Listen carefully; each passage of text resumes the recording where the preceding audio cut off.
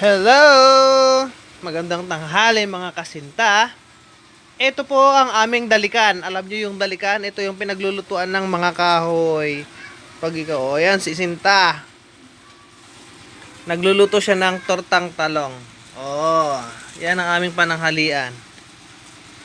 Nag-i-enjoy daw siya doon sa ginawa kong lutuan niya. Pero ewan ko kung matibay yan o ano. Kakayanin hanggang kailan tatagal. Hindi ko alam. Ayan, pawis na siya. Pero ginusto niya yan eh. Bahala siya. Kung mabalik yung kwan yung nung bata ako, ganito yung lutuan namin. Oh, ganun daw yung lutuan nila nung bata siya. Siyempre kami din naman, nakaranas din naman ng ganyan. Kung saan nga kami namumulot ng kahoy noon. Puro ikaw, kahoy, pinupulot mo kami. Almonggay, kusot. Oh, yung kusot na. Habang kami diskwila, bago kami anak ag-diskwila, habang ko pa ibilag ta kusot. Subtitle. Kailangan ng subtitle. Yung nagpistisan Mais. Hindi. Nagpistisan yung mga kahoy. Yung ano, yung pinagkiskisan daw ng kahoy dun sa furniture. Yun daw ang ginagamit nila. Ba sosyal? Magandang klaseng kahoy. O ibilag me. Pagkatapos pagka-uwi namin ng hapon ng pagaling ng school. Yung sa amin routing lang, alam mo yung routing, yung ano, Pamiakaso nun. yung pinag-iilo diyan sa Indalada na sa Taltalon. May isa ko min, no? Yun ang imbakin namin. Napagkuhan. Pangluto. Ganun. Maganda na nga yan, takahoy. Yun eh, sudsudong. Maganda talaga, siyempre ako gumawa niyan eh.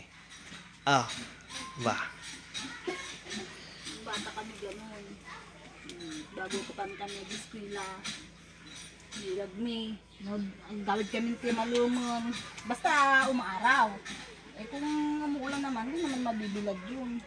Siyempre, wala namang araw sa ang pagtag-ulan eh.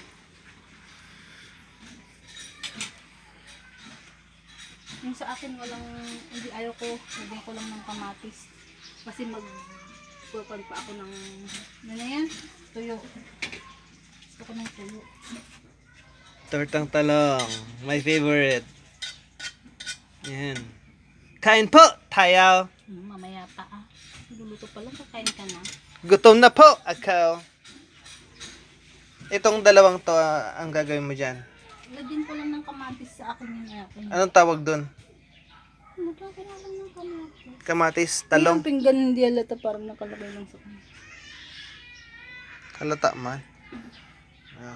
Pag maubos ang ating kahoy, ayan.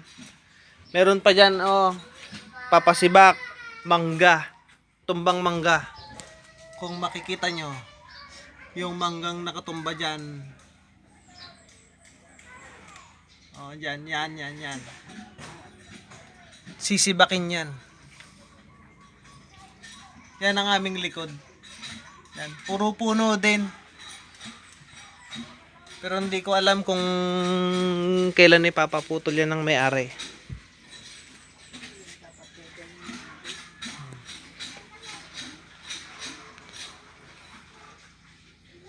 Yan, ang aming payak na pamumuhay dito sa probinsya. Simple lang.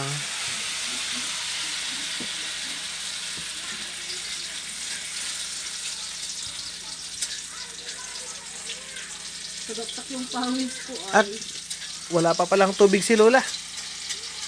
Sige mamaya ulit. Bigyan ko muna ng tubig si Lola at nauhaw na yon. Baka naspulan na yung kangkanan niyang tinapay. Baka naibdo ka na yun. Wala siyang mainom na danom. Hinangarod. Bye-bye!